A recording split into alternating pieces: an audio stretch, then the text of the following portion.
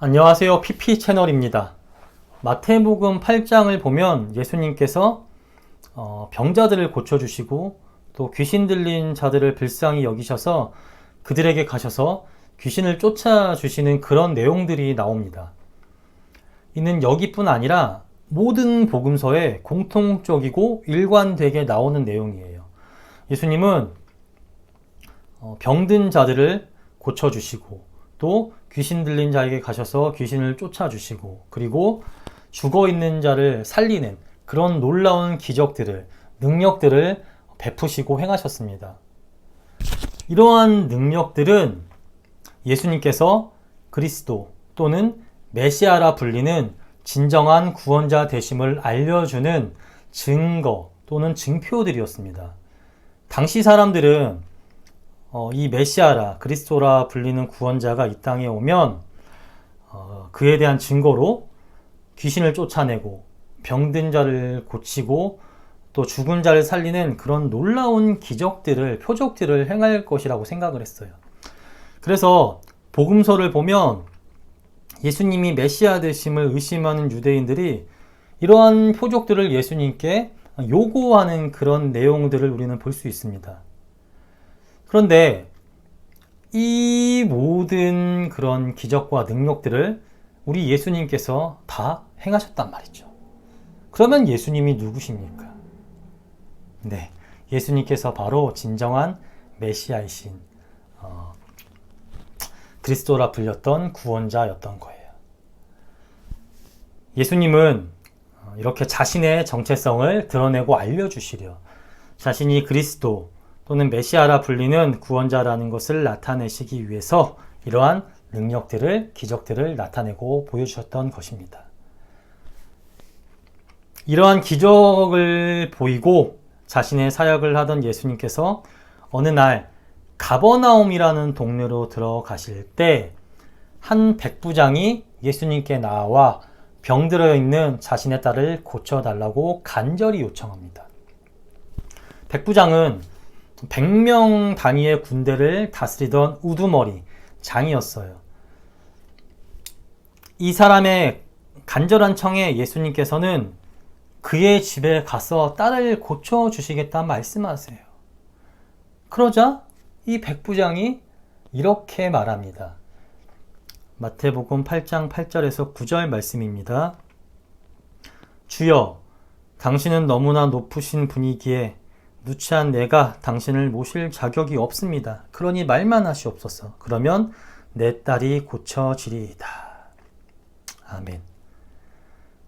백부장이 이 말을 듣고 예수님께서 놀라시며 이렇게 말씀하세요.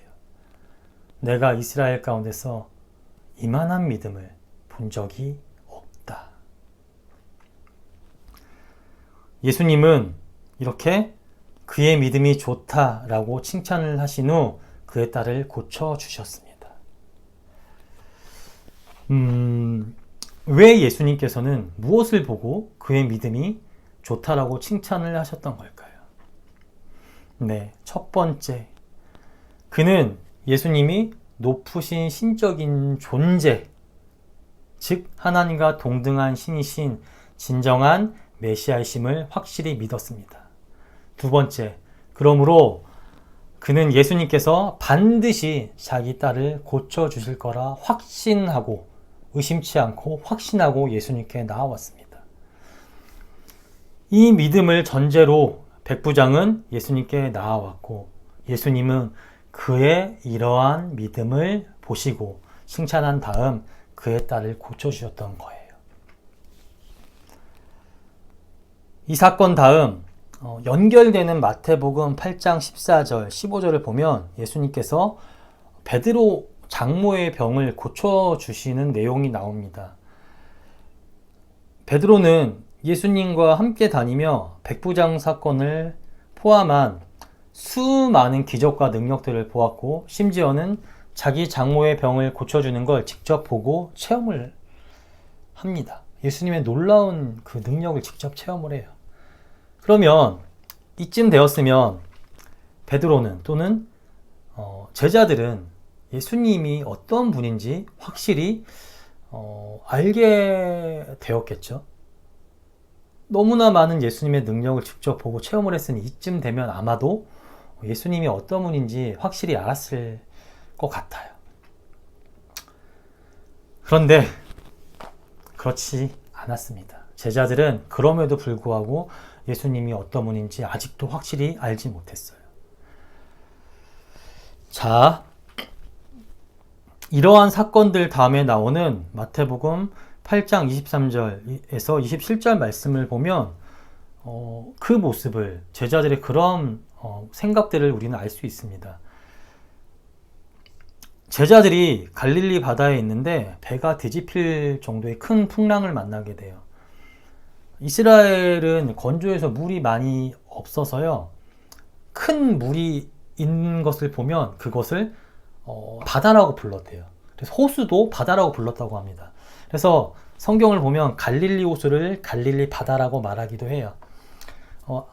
아무튼 제자들이 이 갈릴리 바다에서 큰 풍랑을 만나게 되자 겁을 먹고 두려워합니다. 제자들 가운데서는요, 어부들도 있었어요. 베드로와 안드레 같이.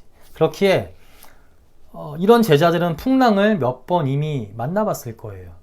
바다의 날씨는 워낙 변화무쌍하고 그래서 갑자기 풍랑이 생기기도 하잖아요. 그래서 어부였던 제자들은 물고기를 잡을 때 풍랑을 이미 여러 번 만나봤을 것이고 그 가운데 무사히 육지로 돌아왔던 경험이 있었을 것입니다. 그래서 웬만한 풍랑 정도는 컨트롤할 수 있었을 거예요. 그런데 그 정도 수준의 풍랑이 아니었나 봐요. 인간이 감당할 수 없을 만큼 매우 큰 풍랑이었던 것 같습니다. 그래서 이 풍랑이 두려웠던 제자들은 마태복음 8장 25절에서 예수님께 이렇게 예언합니다. 주여, 우리가 죽을 것 같사오니 우리를 살려주시옵소서, 구원하시옵소서.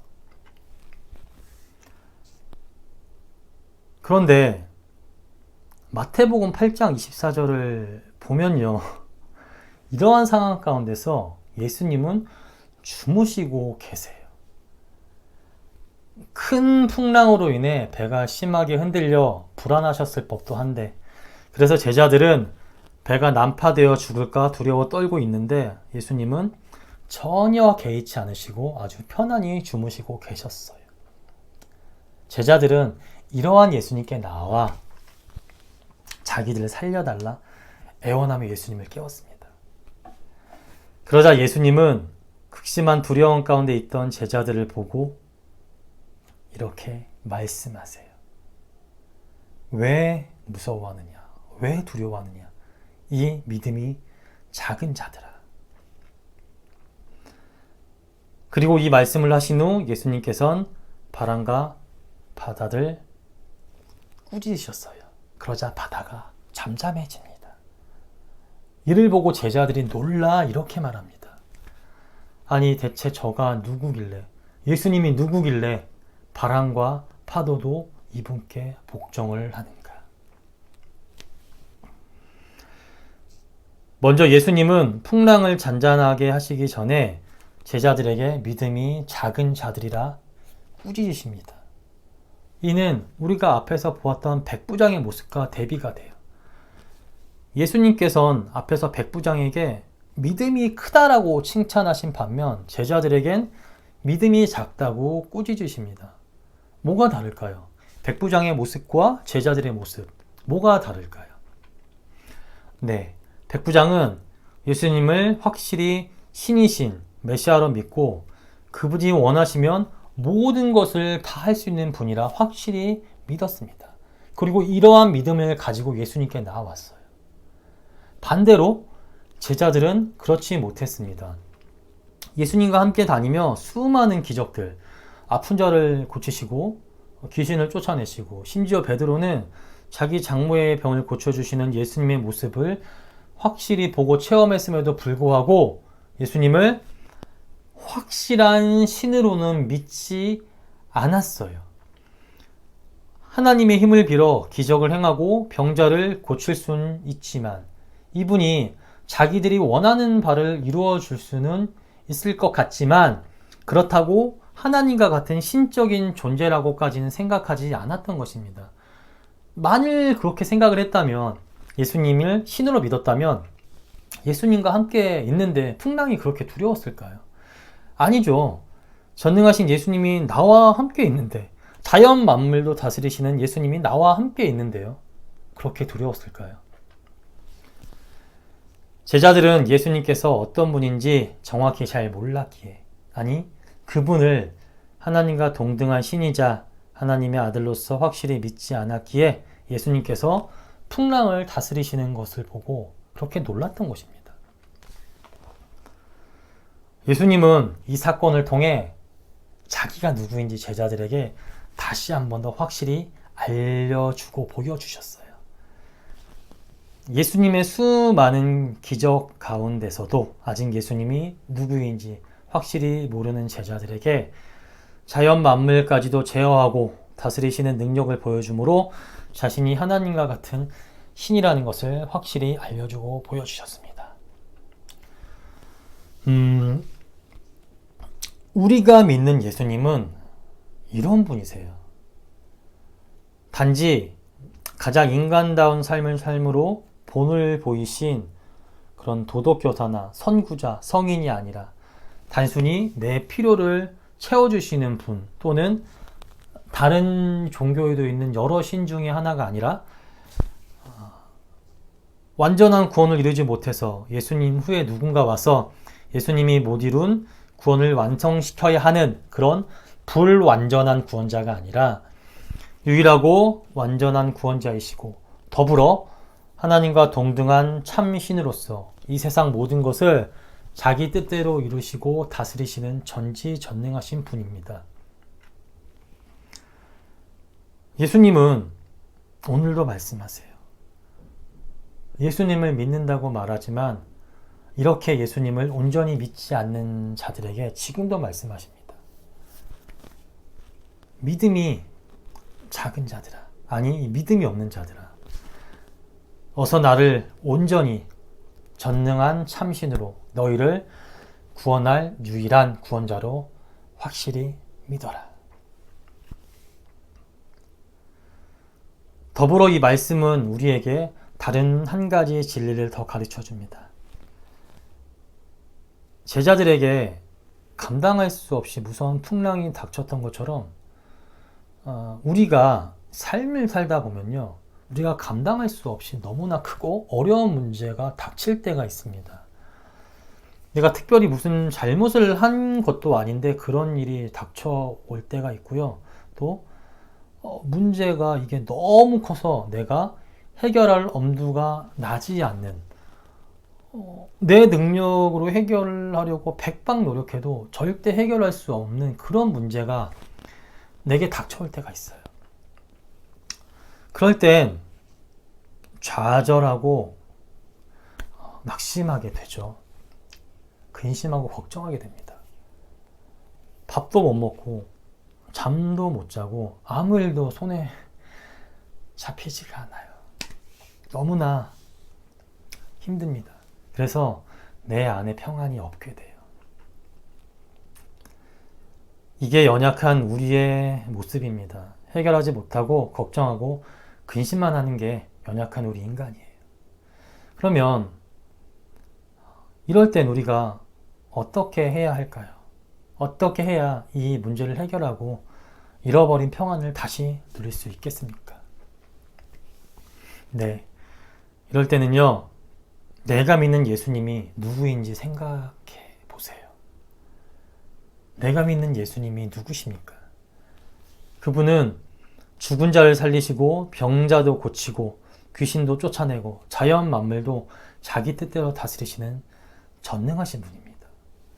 능치 못한 일이 하나도 없으세요. 그분이 바로 내 주님, 언제나 나와 함께하는 나의 주님입니다. 그런데 이 주님께서 그분을 믿음으로 간절히 구하는 나를, 그분만 간절히 의지하는 나를 그냥 내버려 두시겠습니까? 아니죠. 절대 그럴 리가 없습니다. 그러니 감당할 수 없는 어려운 상황이, 어려운 문제가 내게 닥치게 되면 눈앞에 있는 문제에만 매몰되어 절망만 하지 마시고 위에 계신 전능하신 나의 주를 바라보세요. 문제보다 크신 주님, 나를 항상 지켜주시고 보호해 주시는 주님, 나에게 평안을 주시는 주님. 이 예수님이 나와 함께 계십니다. 그러니 믿음으로 간구하고 온전히 주님께 맡기세요. 그러면 주께서 응답하시고 역사하십니다. 나에게 다시 잃어버린 평안을 주세요. 그러니까 이런 상황 가운데서는요, 온전히 주님만 바라고 의지하시기 바랍니다. 이게 바로 주께서 응답하시는 믿음입니다. 동시에 주께서 인정하시고 칭찬하시는 믿음입니다.